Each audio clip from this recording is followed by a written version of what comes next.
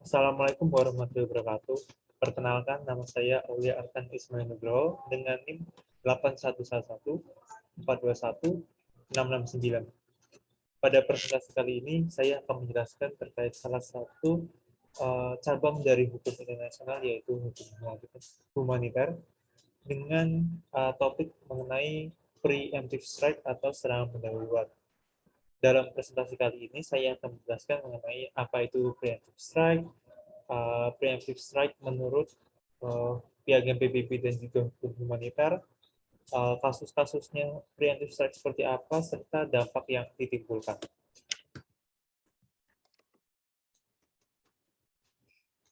Oke, jadi dalam preemptive strike atau serangan pendahuluan itu adalah suatu negara menggunakan kekuatan militer atau use of military untuk menyerang suatu negara tanpa adanya ultimatum atau pemberitahuan kepada Dewan Keamanan PBB.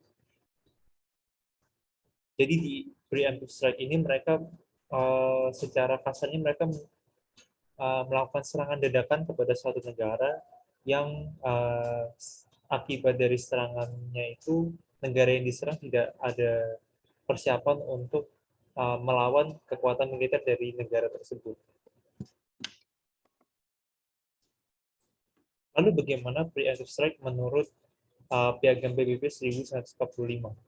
Dalam Piagam PBB tidak disebutkan mengenai preemptive strike, namun disebutkan yang disebutkan itu adalah self defense.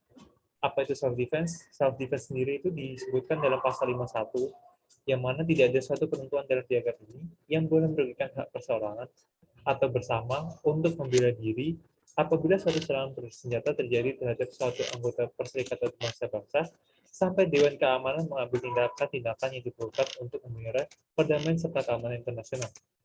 Tindakan-tindakan yang diambil oleh anggota-anggota dalam melaksanakan hak membela diri ini harus segera dilaporkan kepada Dewan Keamanan dan dengan cara bagaimanapun tidak dapat mengurangi kekuasaan dan tanggung jawab Dewan Keamanan menurut piagam ini untuk pada setiap waktu pengambilan tindakan yang dianggap perlu untuk memelihara atau memulihkan perdamaian serta keamanan internasional. Jadi dalam self defense itu negara itu akan melakukan suatu tindakan menggunakan use of force atau kekerasan untuk mempertahankan diri dari ancaman-ancaman yang datang ke negara itu sendiri. Nah, dalam ketentuannya itu tindakannya itu harus dilaporkan kepada Dewan Keamanan sehingga Dewan Keamanan akan menentukan apakah ancaman yang dialami oleh negara tersebut bisa digunakan atau direspon dengan kekerasan atau kekuatan militer. Jika tidak memasuki kriteria ancaman yang bisa menggunakan kekerasan militer, uh, maka dilarang untuk menggunakan kekuatan militer. Nah, dari self defense ini sendiri yang sering disalahartikan dengan preemptive strike. Mereka menggunakan uh, serangan ke negara lain karena terkait untuk melindungi kedaulatan mereka seperti itu. Lalu bagaimana preemptive strike menurut hukum humaniter? Dalam hukum humaniter itu sendiri terdapat banyak doktrin. Salah satunya itu adalah doktrin pernyataan perang. Menurut Cicero, the use of force was justified only when the war was declared by an appropriate governmental authority acting with specific limit. Jadi penggunaan kekerasan atau kekuatan militer itu sendiri bisa dilaksanakan hanya dengan adanya deklarasi perang dari pemerintahan yang spesifik gitu, yang terkhusus seperti itu. Menurut Grotius itu sendiri, untuk melakukan suatu perang yang benar, maka suatu perang tidak hanya dilaksanakan oleh otoritas berdaulat pada kedua belah pihak, tetapi juga harus sepatutnya dan secara normal dideklarasikan.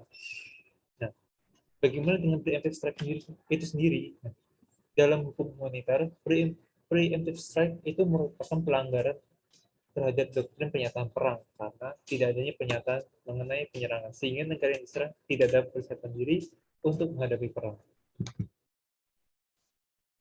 Lalu kasus-kasus preemptive strike itu seperti apa? Contohnya itu adalah Blitzkrieg oleh Nazi pada tahun 1939 saat invasi Polandia. Pada saat itu Nazi dengan strategi perang kilatnya atau blitzkriegnya itu dia menguasai atau menginvasi Polandia. Lalu ada juga dengan penyerangan Pearl Harbor oleh Jepang kepada Amerika pada tahun 1941, yang mana dari kedua kejadian ini mengakibatkan terjadinya Perang Dunia II. Lalu apa dampak dari preemptive strike? Seperti yang sudah saya sebutkan tadi, dalam piagam PBB itu sendiri hanya dikenal prinsip self defense. Nah, dengan adanya preemptive strike ini itu menggeserkan pengertian dari self defense itu sendiri yang sebelumnya sebagai pertahanan diri untuk mempertahankan negaranya dari keadaan ancaman-ancaman di luar atau di dalam, sekarang bergeser menjadi suatu tindakan untuk menyerang kedaulatan negara lain sendiri.